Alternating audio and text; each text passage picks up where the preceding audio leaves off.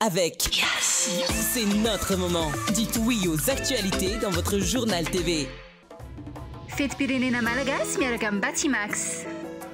Ny 12 hatramin'ny 13 jiona fihenam-bidy goavana hatramin'ny 10 isanjato. Batimax, ny kalitao amin'ny vidiny mirary. Manolotra anao ny vaovao. Poisson vaovao mampatanjaka. Broxa ihany. Manolotra anao ny vaovao.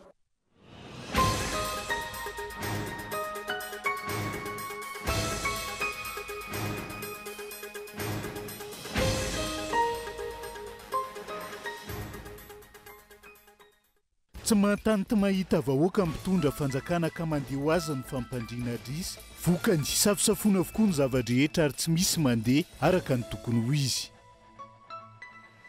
Tafiakatra 7 ireo olona namony ainy vokatry ny fampozina na ara-tsakafo ny saony sabotsy teo. Mbola andala-pitiliana ireo singa amin'ny sisa-tsakafo ny tompon'andraikitra amin'izao fotoana. Zotra pilaminana tamin'ny akabeny fanadina mpanjakana CEPE Androandy na izany ansa dia tongotra manodidina ny 7 kilometatra no nataon'ny akamaroan'ireo mpiadina manantona ivo-toeram-panadinana raha ny tao amin'ny komuna Anjevagara distrika an'Antananarivo Avaradrano.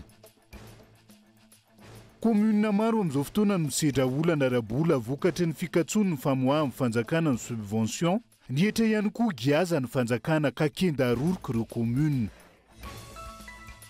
Olona 420 no namony ainy ary 570 naratra nandritra ny fanafihana nabakabaka nataony tafika Rosy ihany natao Kiev alina raha nitatitra nataony lehibe ny tafika Ukrainianina ny antsiprian'izay.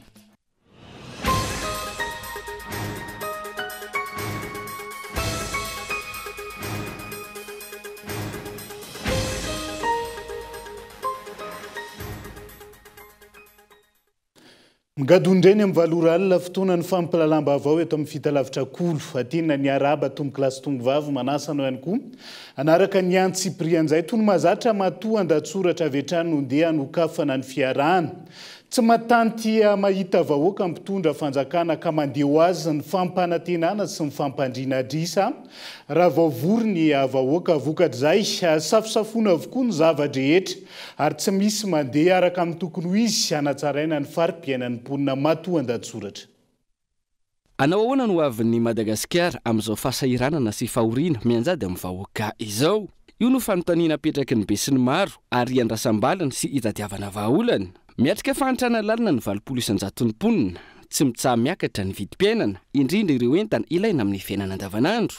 Miaina ny fahatapahan-jiro tsy ahitana vahaolana mazava ny mponina izay efa mijaly rano ihany koa. Simba sy potika avokoa ireo fotodrafitrasa indrindra ny lalana. Manambana ny anoanana izay tsy mijanona ho an'ny faritra atsimon'ny nosy ihany, izay arahana andiam-balala manimba sy mamotika ny fambolena. Misedra olana ara-drafitra sy ara-pitantanana ny sehatry ny fahasalamana sy ny fanabeazana. Ny ahoikongohatra, ripaky ny aretina izay tsy mbola fahita hatramin'izay ny mponina, mirongatra ny tsy fandriampahalemana, an-tanàn-dehibe sy ambanivohitra. Miaratsy ary miasimbatra ny fanajana ny aina, ny zo maha-olombelona, ny zo fototra, ny fanjakana tan-dalàna sy ny lalam-panorenana izay mampihemotra hatrany ny demokrasia. Voasazy noho ny tsy fisian'ny herinaratra ireo mpampiasa vola, arahana kolikoly avolenta izay manimba io sehatra io. Bankrompotra ary miapotika hatrany ny orinasa-mpanjakana toy ny Jirama sy ny Hermad na ny Madagasikara Airlines ankehitriny. Manjaka ny fanaovana variboba ireo harem-pirenena izay sady tsy miteraka asa no tsy misy fiantraikany mivantana amin'ny toe-karen'ny firenena. Manana tombony ahafana mivoatra sy miala amin'ireo olana voatanisy ireo anefa i Madagasikara. Manana olona afaka mamokatra ary manana tombony ihany koa ara-jeografika sy noho ny fisian'ireo kolotsaina sy zava-mananaina mampiavaka azy. Manana tombony isika raha tena iroso amin'izay fampandrosoana maharitra izay, raha tsy ilaza afa-tsy ny toe-karena manga, ny fizantany, ireo vokatra tsy fahita raha tsy eto amintsika sy ny maro hafa. Raha ny fanazavan'ny mpahay toe-karena, afaka trandrahana eto afovoantany ny fambolena, ny agrobusiness, ny arenan-kibonitany, ny orinasa, fizantany, ireo vato sarobidy sy ireo karazana tolotra samihafa na ilay antsoina hoe service. Afaka trandrahana ao andrefana ny fizantany, ny fambolena, ny agroindustrie sy ny solika. Any avaratry ny nosy, ny fizantany, fambolena, agroindustrie, jono sy ny fitrandrahana arenan-kibonitany. afaka trandrana ao antsimon'ny nosy ny fizantany, ny fitrandrana renakibony tany, fambolena, orinasa agroforestière ary ireo vato sarbidy. Afaka tsaraina, afaka petraka ifanaraka amin'ireo ny lalana, lalamby, ny seranana na andranomasina na anabakabaka. Ny zava-misy ankehitriny, tsy misy na iray amin'ireo aza irosony mpitondra fanjakana ka ahitana vokatra mivaingana. Tô safisafona avokoa ny zavatra rehetra ka izay tonga ao an-tsaina noho ny fientanam-po no irosona. Fanampon'izay tsy mahataty mahita vahoaka ny mpitondra. Voavoro manoloana ny vahoaka dia lasa ny kabary feno fampanantenana, any ka ny ambilitsy lany, ny ambilany takarina araka ny fomba fiteny. Ny eo tsy vita, zavatra hafa indray no irosona sy ampanantenaina. Antony ilazana sy amerenana trany fa tsy misy na inona na inona antenaina intsony amin'ity fitondrana ity. Mila olona endry sy vonona ary ity tanindrazana, indrindra manampahaizana, mijoro sy milaza ny marina ity Madagasikara ity amin'izao fankalazana ny 520 taona niverena ny fahaleovantena izao. Tsy mendrika ny malagasy intsony ny aina anatin'izao fahasahiranana noho ny tsy fahaiza mitantana izao. Matoan-datsoratra izay fa tafiakatra 7 ireo olona namony ainy vokatry ny afa-pozina na ara-tsakafo nysony sabotsy lasa teo. Mbola tsy fantatra hatreto ny antony nahatonga ny faha-pozina tamin'ireo sakafo. Mbola andalam-panadihadiana sy fitiliana ireo singa amin'ny sisa-tsakafo ihany koa ny tompon'andraikitra amin'izao fotoana izao. Mbola ao anaty fitsaboana ihany koa ankilan'izay ireo marary raha ny eny amin'ny CSU JRA nanaovana fanadihadiana tojondrina no mitatra ny antsiprian'izay. Mbola ao anaty fitsaboana ireo marary ny fahapozinana ara-tsakafo tanteraka. Ny teny amin'ny CSU JRA androany, efatrandro teo aoriany nitrangan'ny loza. Tafiakatra 7 ireo maty ary 150 ireo raisina tanana nanomboka ny alahady teo hatramin'ny androany tamin'ny 3 ora tolakandro teo. Ankoatra ny teny amin'ny CSU JRA, nisy 3 hafa maty toy ny Tetsendotapenaka, ireto ao amin'ny Omi ary ny ray tany amin'ny hôpitaly tsy miankina ka natafiakatra ny 800 ny maty io ho lasa 70. Ny efatra kosa no efa nivoaka ny hôpitaly androany. Mbola ao anatin'ny fanadihadiana tanteraka ireo tompon'andraikitra isa-tsokajiny amin'izao fotoana izao. Natsangana ny cellule de crise izay iarahan'ireo ministera maromaro misalaha ao anatin'ny fanadihadiana, isan'izany ny mpitandro ny filaminana. Nalefa natao fitiliana avokoa ireo ambana sakafo singa, ny karakarana ny sakafo rehetra mba ahafahana manamarina ny tena zava-nisy teny an-toerana. Fantatra ihany koa fa nakatona vonjimaitra ilay trano filanonana. Ny tranga izay miseho ankehitriny ohatra dia matetika mifangaro ny filazana fa ho mety karazana sakafo izay tsy tomombana, tsy fanahinina nefa miteraka ireo fahafatesana ve sa sakafo izay mety misy fanapoizinana ho fanahinina. Ao anatin'ny fanadihadiana isika araka ny voalaza ireo tompon'andraikitra samihafa teo ireo ary misy zany ny fikarohana na atao amin'ny lafiny siantifika zany any amin'ny laboratoire samihafa afahana mamantatra ny tena antony ka tsy tokony mbola isy olona afaka hanambara amin'izao tsika miteny izao ary tena hoe itopoteny ilaza ny antony tena nipoirana zany resaka tranga fahafatesana izany satria ao anatin'ny fanadihadiana tanteraka isika na ho mety sanatry fanahinina ho natao ny fanapozinana na koa ho mety ho fahasombany sakafo na mety ny sakafo no mety ho nisiny zany resaka olana izany. Samy miandry fatratra ny marina ny antony nahatonga ny fahapozinana avokoa ny mpanara-baovao. Mbola tsy voafaritra mazava ny antony nahatonga ny fanapozinana ara-tsakafo namozana ain'olona teny Ambohimalaza ity. Ny valin'ny fitiliana atao amin'ireo sakafo nentina nanaovana fitiliana no amalin'ny fanontaniana mipetraka manoloana ny vaovao mifamaofao. Raha ny teny amin'ny CSU JRA androany, valin-tiafatra manoloana ny vaovao nivoaka omaly makasika ny fomba fandraisina ireo marary no nisongadina tamin'ny tafa tamin'ny mpanao gazety. Ary nisy ny fitaraina fa hoe ny marary dia natory tamin'ny tany. Ny zava-mitranga rehefa misy afflux massive na marary miditra amin'ny hôpitaly na ny andafy ary dia misy fomba fiasa. Le fomba fiasa satria maro be le marary miditra dia misy ny atao hoe tri zay, izany hoe ahafahan'ny mpitsabo manao sivana hoe iza ny marary mila fitsaboana meloa. Dia ny teny moa hoe matory amin'ny tany voalohany indrindra le matory amin'ny tany amin'ny malagasy tsy mahazo fandriana. Fa en fait izy tsy natory tamin'ny tany izy fa natory tambonin'ny civière na brancard moa zany fahafantarantsika azy. Ny antony mahatonga le marary ny tandahatra tamin'iny dia mba ahafahan'ny mpitsabo mijery na manao tri, manao sivana hoe iza no marary mila fitsaboana maika indrindra, izany hoe arakaraky ny décret d'urgence. Ny fatapahan-jiro dia tsy mitombona le filazana hoe tapaka ela be ny jiro. Ny antony groupe électrogène vaovao no ampiasain'ny hôpitaly amin'izao. Tsy ataoko hoe angambany pas plus de 5 secondes ary io naiza zany dia rehefa tapaka ny jiro ka mivadika amin'ny déclencher makany amin'ny groupe électrogène tsy misy hoe vao tapaka iny tonga dia mivadika groupe fa eo amin'ny 5 secondes eo dia ny tsika angambany miaingana indrindra pas plus de 5 secondes déclencher ny groupe. Iny angambany aloha tiana iomarihana hoe tsy marina ny filazana hoe tapaka ela be ny jiro. Miantso ny olom-pirenena mba ho mailo manoloana ny fiparitahan'ny vaovao tsy marina ihany koa ireo tompon'andraikitra amin'ny tranga tahaka izao. Misy fampitam-baovao hatrany ho atao manoloana ny fivoarana ity raharaha ity. Amin'ny ankapobeny ny fahampizinana ara-tsakafo intoxication alimentaire dia mety vokatry ny fampiasana vokatra efa lany daty, mety noho ny fahaloton'ny fitaovana sy ny fikarakarana, mety vokatry ny fivadian'ny sakafo saripady na mora simba ka lasa mivadika ho pozina, mety akarary mafy na afaty mihitsy aza raha tsy voatsabo aingana arakaraky ny azefatry ny fahampozinana. Raha tsy aivina volana vitsy lasa izay no nisy tranga fahampozinana ara-tsakafo tahaka izao nahazo ny délégation niaraka tamin'ny Andry Rajoelina tany Mahajanga. Saingy tamin'ireny nipoitra ny fanamelohana isan-karazany avy amin'ny Ankolafikery sy departemanta samihafa. Androany misy olona namony ainy tsy hita ireny nanao fanambarana tamin'ireny fotoana izany.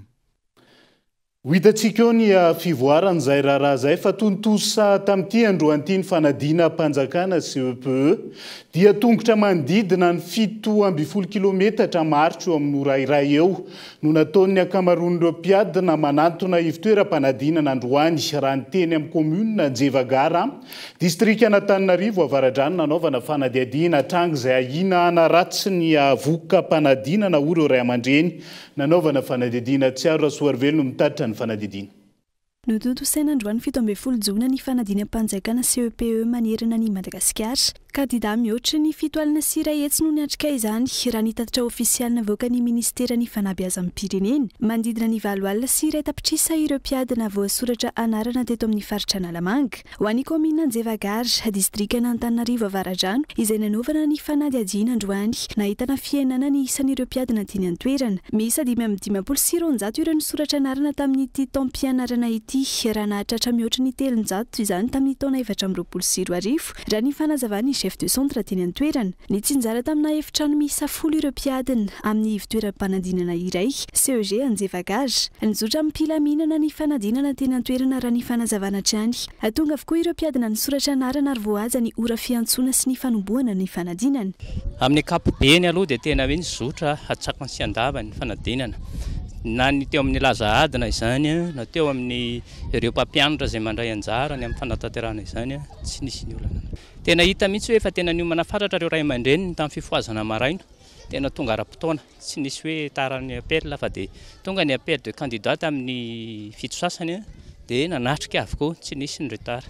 Isan'ny fahasahirana nasedran'ny ray aman-dreny sy ireo mpiadina maro amin'ny commune Anjevagara isan'ny taona ny fahalavirany ivon-toeram-panadinana amin'ny toeram-ponenana ka mbola hitarainana izy ireo hatramin'izao. Halavirana izay manodidina ny 7.20 kilometatra eo ary mitakidia tongotra mihoatra ny adiny iray hatranga izay ahinana ratsy ny vokatra raha ny fanazavana.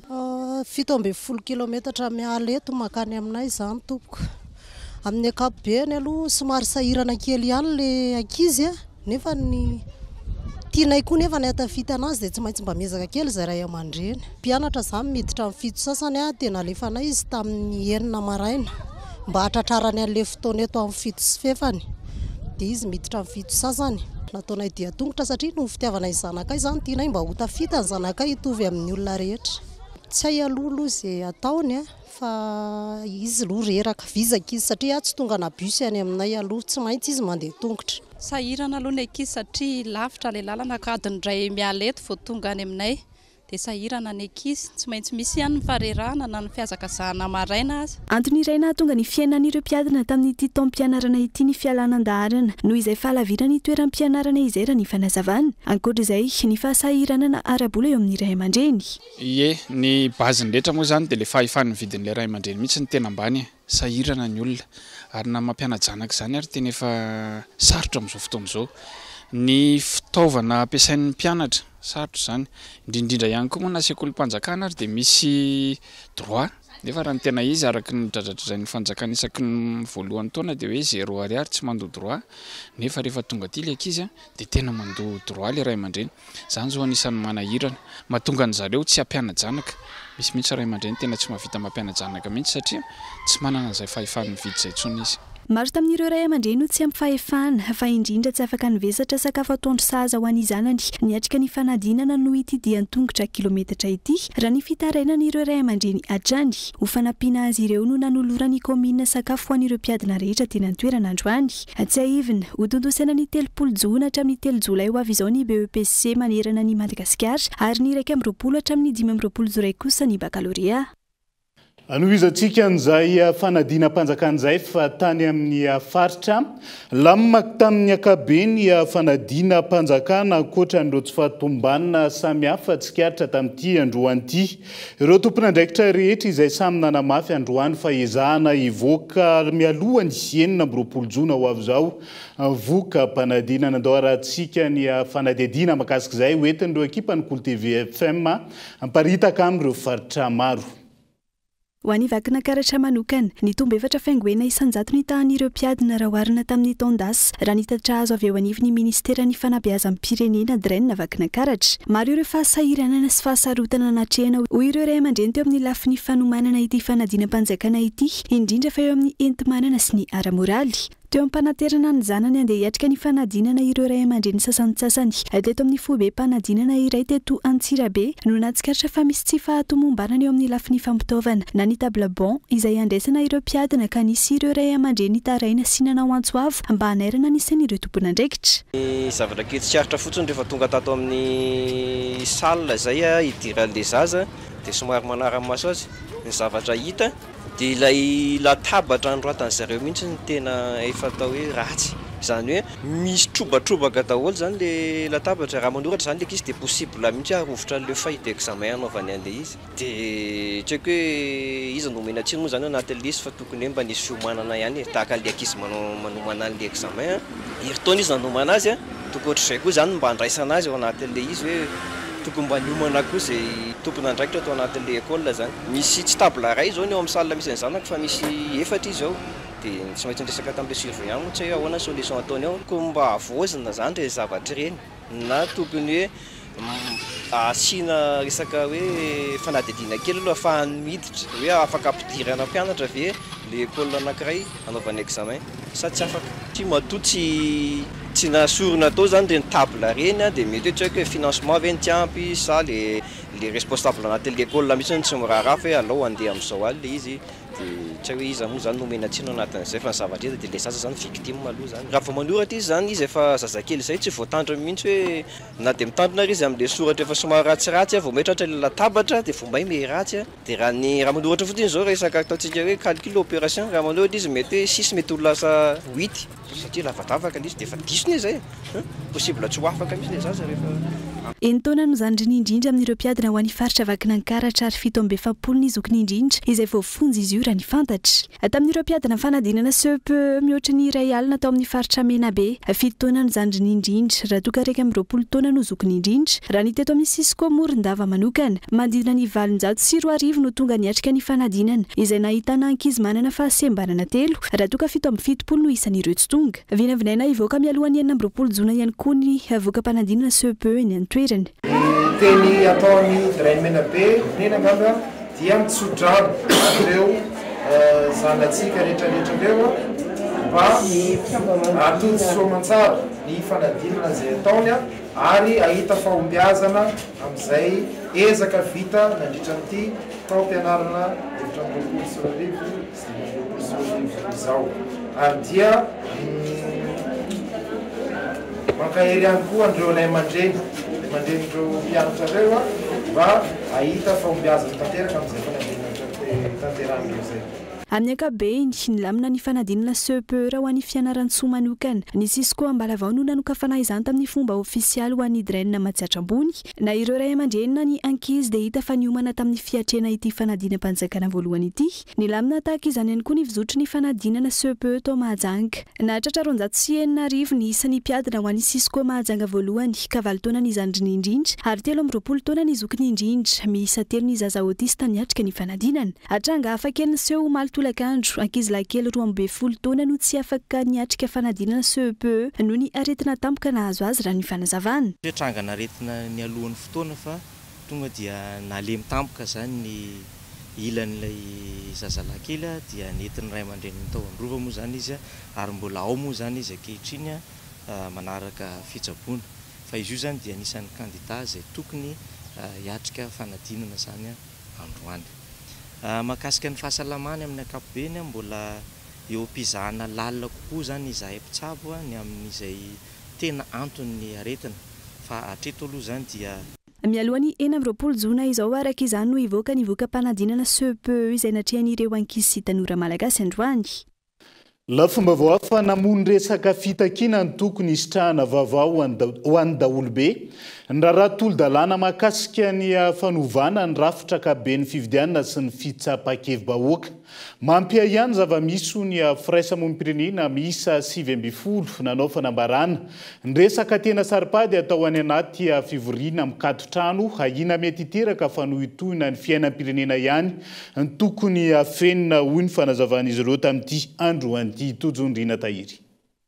Fiheverana ny olom-pirenena sy ny vahoaka malagasy ary ny mpisihatra rehetra ho tsy misy dikany na azo tsinitsiniavina ny filazanam-pahabemaso fa tsy mila fifampiresahana sy fankankevitra ny fandaniana lalàna iray. Fiainam-bahoaka sy andehibe ny firenena no kirakiraina ka tokony handraisan'ny rehetra anjara. Nambaran'ny CCOC tamin'ny fanambarana nataony fa efa 12 taona no nanamboana ny dingana fanomanana ny lalàna momba ny fahazoana miditra amin'ny vaovao ho an'ny daholobe na ny laICP eto Madagasikara. Mbola tsy naroso teo anoloan'ny filan-kevitry ny governemanta izany, miteraka hialalina ny fahatarana indrindra amin'izao toe-javatra ilaina mangarahara sy andraikitra mazava avy amin'ny androm-panjakana ho an'ny fandehan'ny demokrasia izao.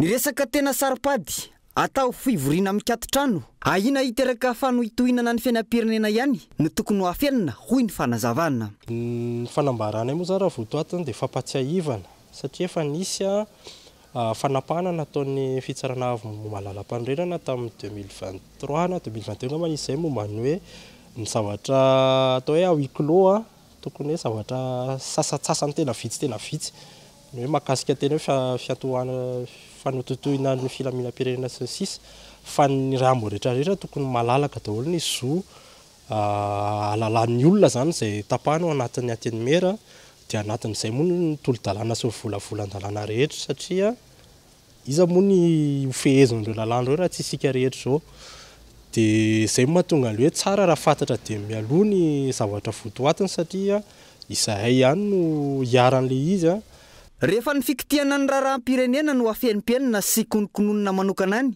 dia miteraka ayay izany ary izany no mahatonga ireo firaisamonim-pirenena 7 nanao fanambarana miaraka manoloana ity fihetsika ity fa inona amin'ilay resaka fampitoviana isan'ny lasy ny vavy no saripady ka tsy aza voaka ho fantatry ny maro hoy ny fanontaniana mipetraka. Dia hitana hoe tsy rariny ary tsy manara-dalàna moa zany raha ohatra ka hoe efa tapaka zany ilay fanapa-kevitra izay vao ampitana ho fantatry ny rehetra dia ny hitantsika ireny misy ny lalàna momba ny toaka gasy misy ny tolo-dalàna koa mahakasika ny fiazonana basy ohatra izay miantraika ny fandriam-pahalemany andavanandro iny ireny lalàna momba ny fifidianana dia tsy tokony atao ankafinafina zany ilay izy fa ho fantatry ny rehetra dia ny mandeha hoe ity misy tolo-dalàna mila fantatra hoe inona ny votoatiny mba hahafahana maneho mitondra fanatsarana mifanaraka amin'izay fa tsy efa tapaka zany ohatrany hoe zavatra efa vita foana zany no hitan'ny olom-pirenena fa tsy mba hanana zo andray anjara amin'ilay fanapa-kevitra mihitsiny. Ilay tolo-dalàna mahakasika ny fanovana ny rafitra akaben'ny fifidianana sy ny fitsapahakevim-bahoaka ny tena tiana ho resahana fa maninona ny tazoma ho tsy ambaratelo ny tolo-dalàna ary mampifamaly androm-panjakana ny fanafenana azy raha misy tafavoaka mbola vao maika no amafisin'ny olona nan'olotra ilay lalàna fa izy rery ihany ny loharan'ny poiran'ny fanovana ary iryary ihany fa tsy nakana ny hevitry ny mpisihatra tsy misy idiran'ny olom-pirenena ve sy ny firaisamonim-pirenena ary ireo antoko politika ve ny resaka fifidianana ka tsy ambara azy ireo ny fanovana atao. dia izay ihany koa no hoentsika misendry vetivety atao anaty doka fohy mbola maro ny fanadidina azy vavao misongadina mbola hoentina aminao rehefa avy eo aza misaraka amin'ny ary.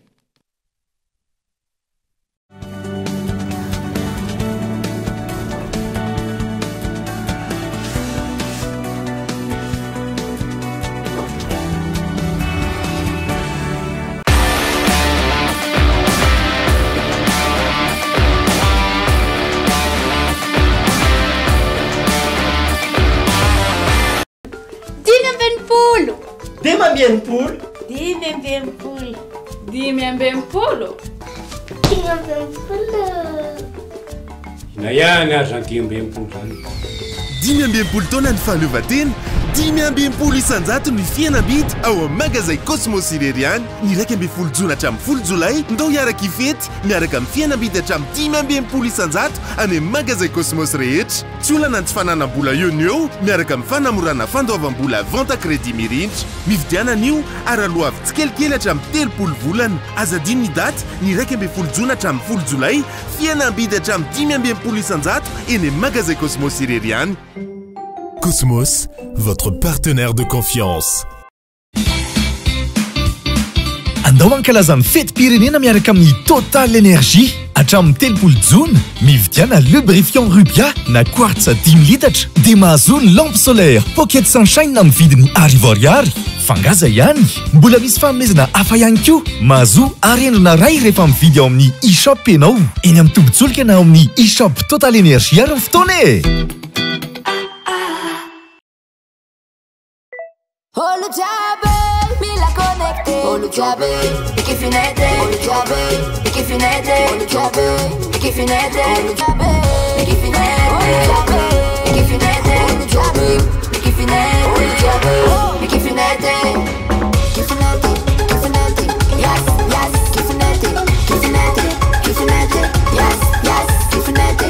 Kifinete, kifinete. Yes, yes. Grâce à Netmonde 25 000 et ses 4,5 Go, t'as plus de data pour plus de fun. 4,5 Go de net à utiliser à tout moment, quand tu veux, où tu veux. Et c'est toujours à 25 000 arrière seulement. Tape vite le dièse 322, étoile vite, dièse. Yes. Yama.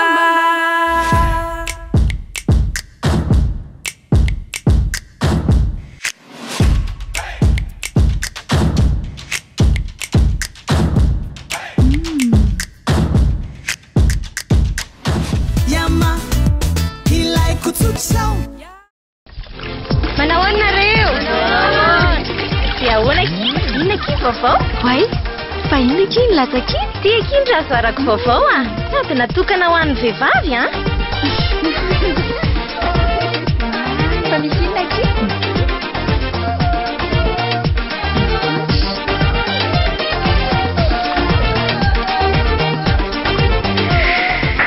Big one lady.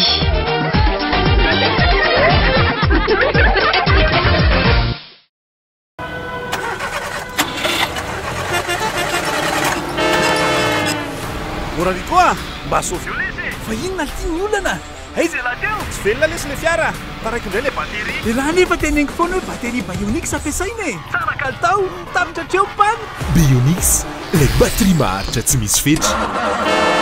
Olana nga? Tsy mazaka indray le batery nefa mivadika ho teraka mila makany amin'ny hôpitaly engy an'izay ndao ny fiarako aloha ampiasaina ary e batery Bionix ampiasaina tsy manary anao mitotro tsara.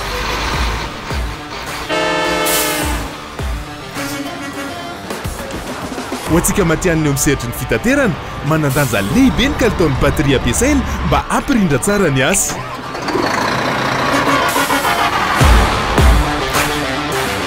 Bionix, bateria misy karazany ho an'ny fiara rehetra. Bionix, matanjaka sy maharitra. Ankafizo hatrany ny vokatra Star e! Jifao amin'ny vidiny tena mirary ny Caprice sy ny Woko. 200 ariary monja ny tavoahangy vera kely, 300 ariary kosa ny lehibe. Dia izao takio amin'ny vidiny tena izy eny amin'ny mpivarotra rehetra mahazatra anao.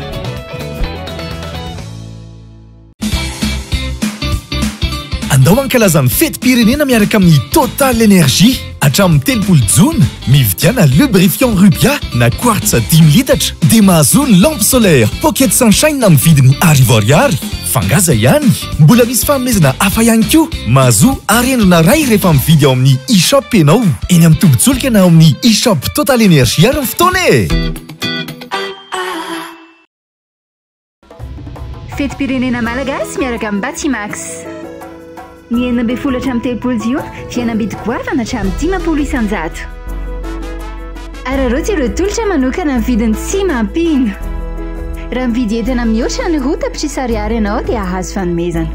Raikitra ny fety aza tara. Batimax, ny kalitao amin'ny vidiny mirary.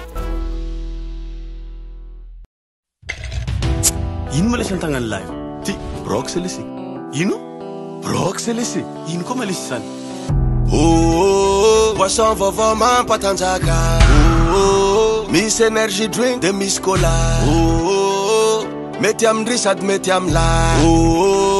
Ino agnarany? Brox. Mahazonga, yeah, mahazonga. Zay mila boisson, mahazonga, yeah, mahazonga. Zay mila boisson, mahazonga, mahazonga. Zay mila boisson, mahazonga, yeah, mahazonga. Ame parole, Brox yan.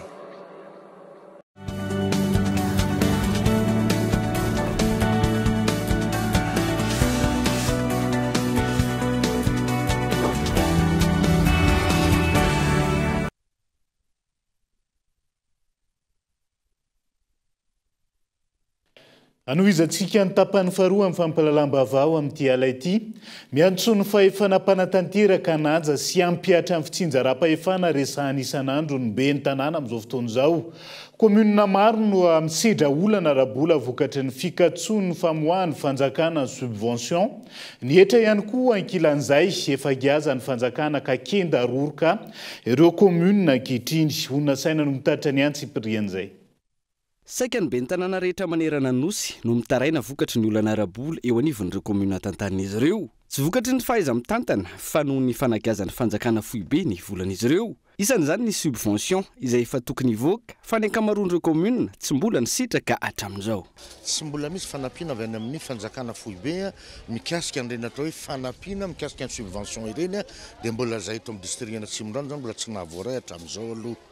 Tahaka an'izay ihany koa raha tsika mahafantatra ny olana izay mianjady ny commune amin'izao fotoana mikasika ny etra efa 2 volana lasa izay nandefa ny atao hoe base de données ampafantarana ny any amin'ny fanjakana foibe indrindra ireo tompona andraikitra mikirakira n'izany etra ny FPB sy ny FT izany. Ny zavatra misy ato mbola tavaverina aty aminay ny fampafantarana amin'ny alalan'ny atao hoe avertissement zay hoentina hotakina ny etra ny amin'ireo vahoaka sy ireo mponina ety aminay tsy manao antso avy zay ny hoe aoka mba tokony hafanganiny ireo fanampiana ny commune sy ireo atao hoe droit acquis indrindra any commune mba ahafahana manatanteraka ny fampandrosoana ety fotony. Tsy mazava ny masotsiva napetraky ny fanjakana amin'ny fitsinjarana subvention ny commune io. Misy ny efa nahazo, misy ny mbola mampametra-panontaniana ny amin'ny hoe ho tonga ihany ve sa tsy isan'ireo efa nisitraka izany ny commune na Alasora. Commune Alasora aloha zany subvention de fonctionnement zany général efa nirotsaka tamin'ny alakamisy teo raha ny subvention azonay aloha dia ohatran'io foana isan-taona. Misy mantsy ny karazana subvention maro samihafa. Ity zany subvention de fonctionnement fa raha ny subvention hafa ohatrany hoe amin'ny resaka état civil, amin'ny resaka EPP sy ny sisa rehetra iny aloha hatreto mbola tsy nirotsaka zany. Fitantainana fasahiranana ny andro be ny tanàna tsy mbola nisitraka izay subvention izay. Amin'ny ankapobeny misy ny ampaham-bola amin'io hiatrihan'ny commune ny fanamariana ny fetim-pirenena isan-taona. Amin'ity araka izany ahina ho toy ny andavanandro ny andro commune tsy mbola nahazo zany. Ho an'ny commune ampitatafika ankoatra ity olana ity vezatra iarahana amin'ireo commune rehetra ihany koa ny tikano sy tikano amin'ny etra-tany sy etra-trano alainy ny sampandrarany etra. Sahirana satria le etra 2025 no nresahana hoe ho alain'ny fanjakana. Kanefa nanetra 2023 rehefa tsisy niaviny any amin'ny centre fiscal ary la izy loi organique no avadika amina noty instruction dia mbola mila fankatoavan'ny parlement tany zany ary ny hoe tena le tamberana ndraikitra ane zany tapitra anay zany le tamberana ndraikitra satria ny impôt an-trano sy ny etrany tany ane no atao tamberana ndraikitra mivatana amin'ny vahoaka.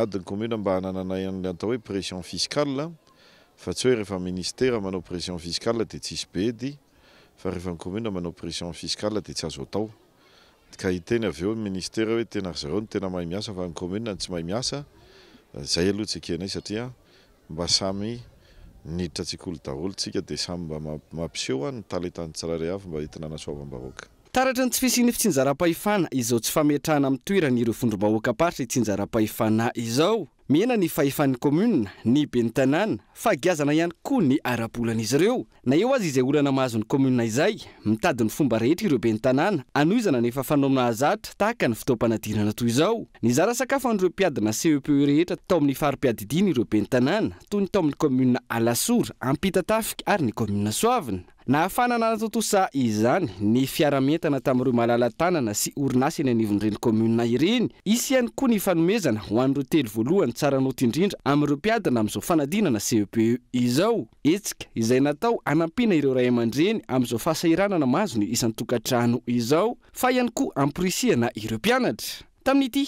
namafisina ny fanaraha-maso sy ny fahadiovana ary ny fikarakarana rehetra manoloana ny ahiahan'ireo ray aman-dreny amin'ny fampisinana ara-tsakafo nalaza tato ato. Voasorika izany ary niatrika ampilaminana ny fanadinam-panjakana ireo mpianatra ny tapany ariva. Fananaitra ny fahefana mpanatanteraka androaniny teo anivon'ny fitsarana momba ny kaonty ny amin'ny tokony hanompanana ny teti-bola-panjakana ny amin'ireo lahara-pamena ny vahoaka malagasy. Ankoatr'izay manao ny ezaka isiny ny fahaleovan-tena n'ireo fitsarana misahana ny fanaraha-maso ny fitantanam-bola eto Madagasikara na mbola sarotra aza ny makasika izany amin'izao fotoan'izao fonina saina. Ny filan'ny vahoaka malagasy no tokony ataon'ny mpitondra lahara-pamena amin'ny fitantanana sy fandaniana ny volam-panjakana, hoy ny filohan'ny fitsarana momba ny kaonty androany teny Anosy. Ny fidirana tena filan'ny vahoaka dia alefa makany amin'izay zany ny fandaniam-polam-panjakana. Zay zany ny tanay hatramin'izay ka hatramin'izao aloha zany.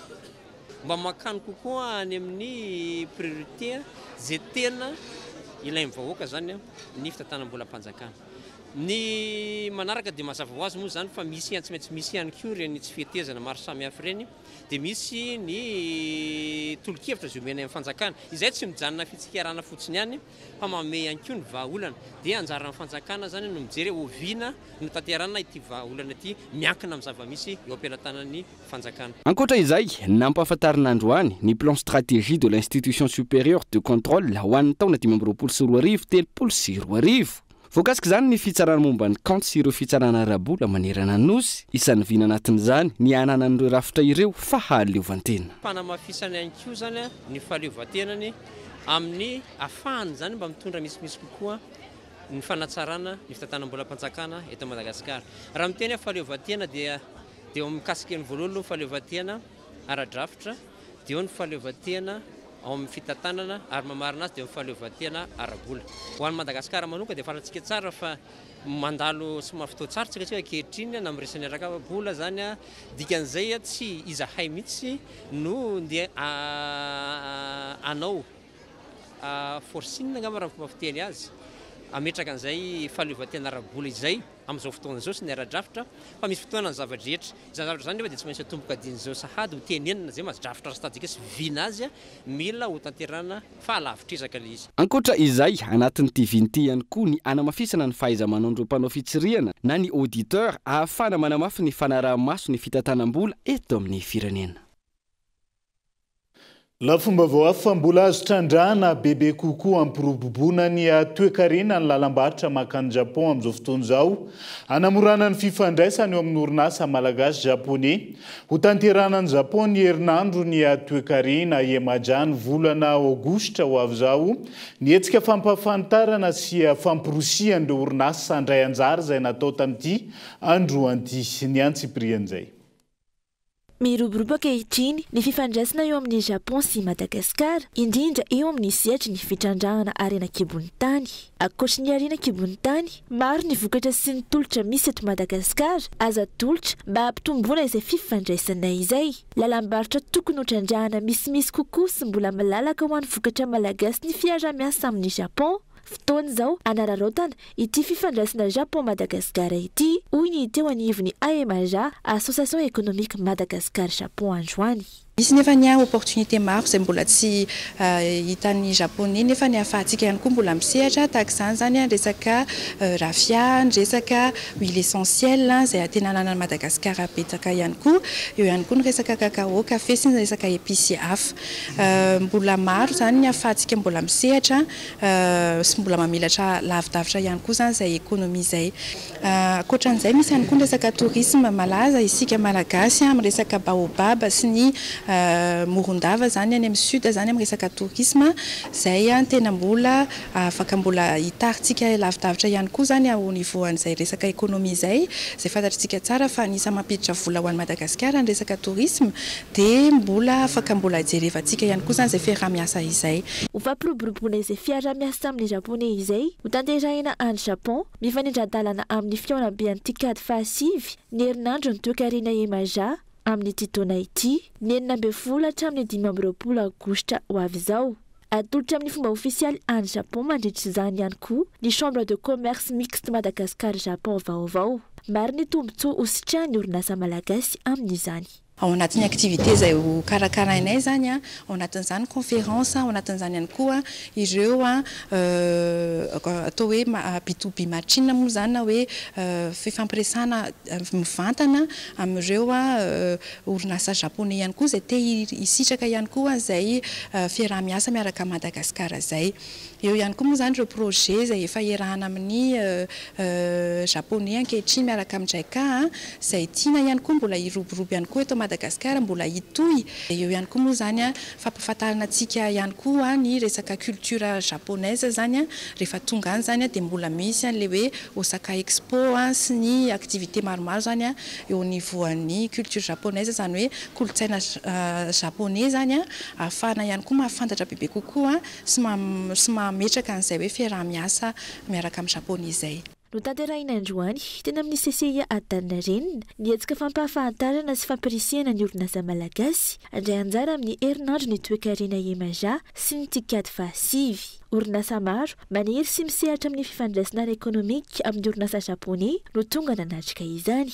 Ampahafantarinay ny Lalaroby ny 12 sy 15 jolay ho avy izao mandritra ny Salon du Japon ny toy ny fiatrehana ny tikady fahasivy. Olona tsy niomana hitondra firenena ary tsy manana atran-kefa sy fahalalana amin'ny fanandrify amin'izay ampitondra amin'izao fotoan'izao sy ireo mpikambana anatin'ny governemanta hony hampandinika raharaha-pirenena. Io no mahatonga ny firenena ho boka-trosa sy tafalatsaka anaty fantrana lalina amin'izao fotoan'izao.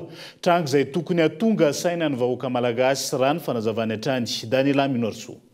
Vokatry ny tsy fananana atran-kefa sy ny tsy fahaiza mitantana ny mpitondra fanjakana ankehitriny, mena avokoa ny tondro amin'ny sehatra rehetra amin'izao fotoana, ka lasa ny vahoaka madinika indray no milanja ny vokany, sy mibabitrosa amin'ireo tetika sagoavana ka sain'ny mpitondra tsangana, kanefa tsy mbola misy tokotaniny hatramin'ny androany. Ny fiazagazana amin'ny fanatanterana ireo tetika sagoavana, tsy mipaka amin'ny vahoaka ny fotony no tsy nandalo fanadihadiana raha tontolo iainana, kanefa fanazona famatsim-bola sy notrisaina tamin'ireo vahiny izay teraka fatiantoka iray lavaka ho an'ny firenena, fa ihany koa tsy maintsy ho babeny taranaka fara-mandimby ny trosa amin'izany no ny mpandinika raharaha-pirenena izay nanovana fanadihadiana. Io resaka teleférika io aponga miantona fotsiny le zavatra zao, nefa na rehetrarehetra hoe nindramana 150 millions d'euros tany amin'ny trésor frantsay ny 122 tamin'izay no heverina fa hoe tokony nanaovana an'le teleférika zay sy vitsika zao hoe rehefa namboarina ny lalana teto Antananarivo dia fluide mandeha ara-dalàna ny fifamoivoizana eto Antananarivo tsisy ilana an'le zavatra miantokanton'ireo akory. Dia eto ambolin'ny tany tsy dia hitako loatra hoe aiza eto ambolin'ny tany zao mampiasa teleférika ao ampovoan-tanàna zany, fa dia tsika mahita an'izany dia io izy jerim-potsiny ohatran'ny tanin'Alavony io nefa rany nefa vola indramina ao anatin'ilay izy. Raha ny zava-misy, zavatra tsy voadinika avokoa sy tsy mipakana heverina ho lara-pameana ho an'ny vahoaka malagasy no imaso ny mpitondra fanjakana ankehitriny, fa izay mahafinaritra ny masony fotsiny ihany no hiatrany ny fanazavana. Hevitra mpanidinana izay maneho taratra fa olona tsy niomana hitondra firenena sy hampandrosa ny Madagasikara ny mpitondra fanjakana amin'izao fotoana ho hiatrany ny fanehoan-kevitra. matona verina napetraka teo ny aéroport ny vato fa nalana Tanerivo mamo dia ny hoe io akaiky nefa koa io mba misy rano satria ny sécurité aérienne zany dia tsy maintsy misy laka akaiky ny aéroport mba hoe raha sanatry misy zay loza dia mba ao nafasatra ny tsahana ny roplanina zany mba tsy dia tena hoe fatomboka mikararana no ateraky izay zavatra zay dia nefany ho asiana karazana pilôna na hitondra panneau solaire ndray io rano io dia ilan'le ny asekinahany io zavatra io zany efa tsy andeha am'izay loatra zany zany ny zavatra atao hoe tena tsy olona ny omana ny hitondra fanjakana raha iverenana miantona saika tsy mbola misy tokotany avokoa hatramin'ny androany ireo tetika sagoavana nampanantenany Andry Rajoelina nanomboka tamin'ny fotoanany karany teo amin'ny fitondrana ka hatramin'izao fotoana izao isan'izany ohatra ny tetika asa teleferika izay lasa toy ny amponga miantona amin'izao fotoana ny tanamasoandro ny vrotte sy ny flyover ny firenena ao anatrihan'izany izay tafalatsaka anaty fantrana lalina ny vidim-piainana tsy mitsaha miakatra ny olana herinaratra manao ny ataony ny foto-drafitrasa tahaka ny lalana izay saika ahitana fampitiana avokoa tsy mitsaha totongana ny sehatry ny fahasalamana sy ny fanabeazana ny kolokolo sy ny tsy fandriam-pahalemana miamorongatra trany miapotika ihany koa ny akamaroany ireo orinasa mpanjakana ny famahana izay olana rehetra izay mbola ho sarosarotra kokoa ny fomba fiasan'ny mpitondra fanjakana ankehitriny mila finiavana sy fahavononana ny fanarenana izany ampiakarana ny tahampandraisana anjarany tanora amin'ny asehatra politika sy ara-demokrasia eto amintsika izy fifaninanana nasionaly adisisika ho an'ny tanora 5 hatramin'ny 5 taona izay karakarainy ny UNFPA amin'ny alalany tetika asa Zahamasaky fizarana horonan-tsary amin'ny tambazotra serasera manentana ny tanora sy ny vehivavy handray anjara amin'ny sehatra demokratika fitoviana ary zon'olom-pirenena ity hetsika ity izay vatsiny PABF toana amin'ny PNUD ary tanteraha amin'ny ministeran'ny tanora sy ny fanatanjahantena andao arahantsika amin'ny fanampanazavana. À Madagascar, environ 70%.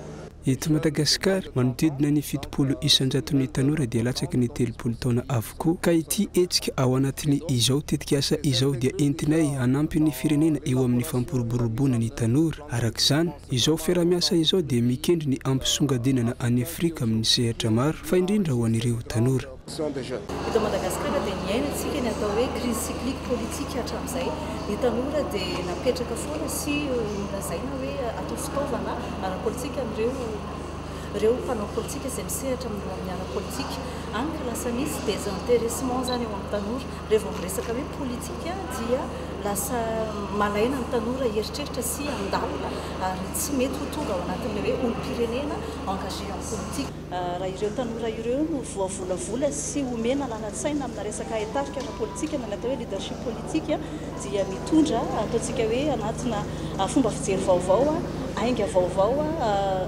ataontsika hoe fomba fisensibilisena ihany koa ireo tanora izay mitovy aminy amina fomba fijery anankiray mialohany idirantsika ao anatiny maresaka iraisam-pirenena ho tontosaina ny 20 hatramin'ny 20 jona eny amin'ny collision Matsunjombe sy Startour Tana 5 andian'ny faefatra eto Antananarivo mampiavaka ny hetsika ny lalao kermesy sy ny fampisehoana iarahana amina mpanakanto kalaza isan'ny laharam-pamena mandritra ny fotoana ihany koa ny lafiny fandriam-pahalemana andao arahantsika ny fanampanazavana ao anatin'ny fankalazana ny fikarakarana ny fahaleovan-tenan'ny malagasy sika amin'izao fotoana izao ka izay orinasa Star dia mikarakaran'ilay hetsika lehibe hoe Star Tour Antananarivo maro be ireo karazan-javatra ho hitantsika amin'ny fotoana io satria na ny lehibe na mikely na azo tombony daholo tafiditra anatin'izao koa ireo trano heva isan-karazany izay ahafahanareo manjifa ireo vokatra Star ary ny tena zava-dehibe ao anatin'izy misy ireo spektakla isan-karazany iarahana amin'ireo artista kalaza tahaka ny Ambondrona Samuela Eldro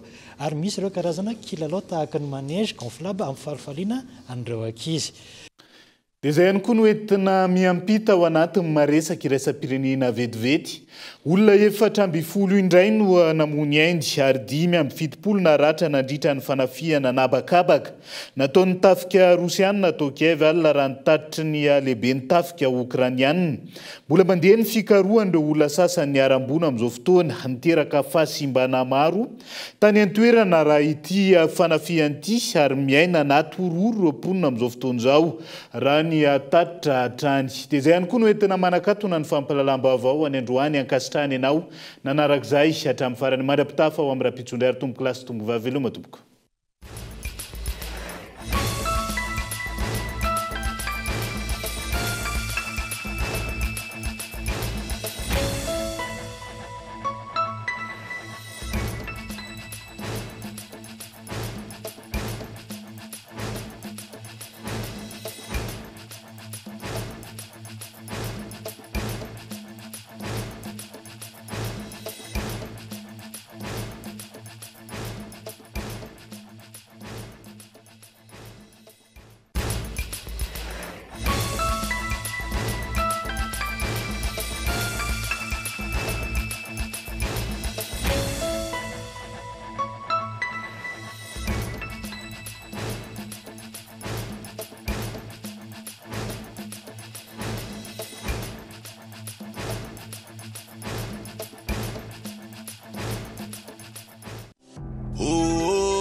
Poisson vovô mampatanjaka. Prox vous a présenté Ny Vava. Fetim-pirenena malagasy miaraka amin'ny Batimax. Ny 12 hatramin'ny 13 jona fihenam-bidy goavana hatramin'ny 10 isanjato. Batimax, ny kalitao amin'ny vidiny mirary. Vous a présenté Ny Vava. Pour vos séjours à Majunga, rien ne vaut la douceur de la mer, le coucher du soleil et l'hôtel Coco Lodge. Une étape de rêve à Madagascar. Vous a présenté Ny Vava. Avec Yes, c'est notre moment. Dites oui aux actualités dans votre journal TV.